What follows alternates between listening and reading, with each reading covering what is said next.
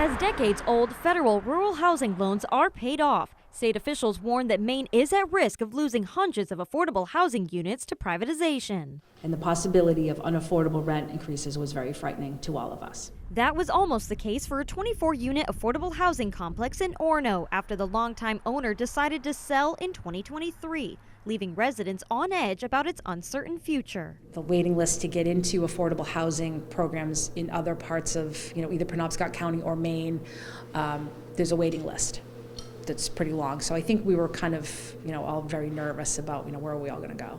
To residents' relief, the Housing Authority of the City of Old Town assumed ownership of Mainview Apartments in late 2024. He could have sold it to anybody, and the rents could have gone up tremendously. But we were able to preserve the housing, preserve it, and do a lot of improvements. And the residents only pay 30% of their income. They were then able to make safety and accessibility improvements to the facility through the state's Affordable Housing Tax Credit Program, which the governor signed into law in 2020. It would have been tragic for them to have lost this housing, lost their homes to development.